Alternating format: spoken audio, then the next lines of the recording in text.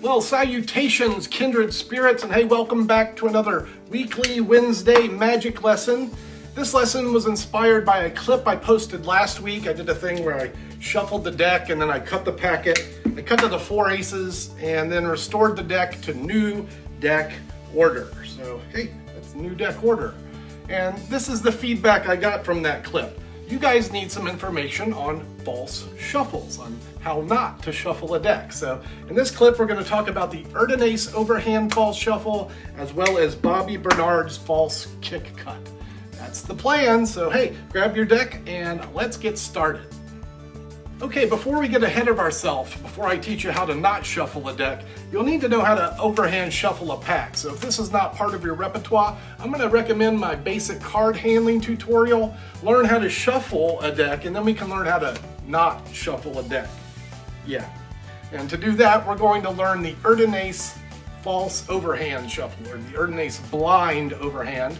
And in particular, we're going to learn a variant of that, the Bob King variant of the Erdnase Overhand Shuffle, which you can find in the Annotated Erdnase by Darwin Ortiz. It's a wonderful book that makes the Erdnase text a little more attainable and gives some great information. So if you can get that Ortiz book, I recommend it. All right, so let's get started with overhand grip, the fingers and thumb at the short end, the receiving hand in a basket situation, ready to receive the cards as they're shuffled off. We begin by chopping a block of 5 or 10 with the left thumb into the left hand. So just chop off a block. And let me get a note in here. We're going to be doing a lot of this, moving the packet from the fingertips to the thumb. So this is an action that you'll want to familiarize yourself with. This is going to be happening a few times during the course of the shuffle. But to continue, after we've chopped off our first block, the right hand comes down, the thumb continues to chop a second block. As it does so, the third finger and the thumb are going to pick up the original block that you dropped into the hand. So chop that block off, come back to chop another one, and then your right third finger and thumb pick up and maintain a break of that original packet. That's as you pull that packet into the hand. Note as you pull it, the fingertips tip it like I was just talking about onto the thumb side. That's because the next packet you pull off, you're coming back for another packet with the thumb, it's going to go behind this one. So it's a two-step, it's chunk, chunk, where nothing really happens, but after chopping that first block, picking it up, and then chop, chop, it makes it feel like something's really happening. Continue to shuffle by chucking the packet with your thumb.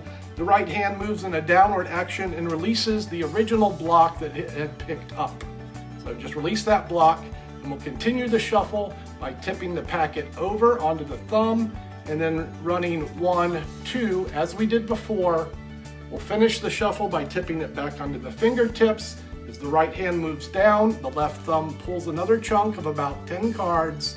The shuffle's completed as the right hand moves down, releasing its break of a large packet. That's the original top portion. The fingertips then flip it over onto its thumb base, and the right hand drops its packet onto the face of the pack, which should place the deck back into new deck order. That sounds like a lot as I'm speaking the instructions. You can break this down into a 9-step process. I'll do that, and then afterwards I'll give you a behind the scenes or an over the shoulder look at the shuffle, which might make it a little bit easier for you. But just think of this as 9 blocks. So 1, 2, 3, 4, 5, 6, 7, 8, 9. Pull off the top, pick it up, hold the break, off the top, throw the break, flip it over, off the back, flip it over, pick up as you chop, drop the block, flip it over, drop the batch onto the face. So 1, 2, 3, 4, 5, 6, 7, 8, 9. Easier said than done. 1, 2, 3, 4, 5, 6, 7, 8, 9. That's the Bob King overhand variant of the Erdnase Blind Shuffle. Yes, that's what that is. Hey, let's take a look at it from the back. Okay, here's the shuffle from behind point of view, and we'll do it in slow motion.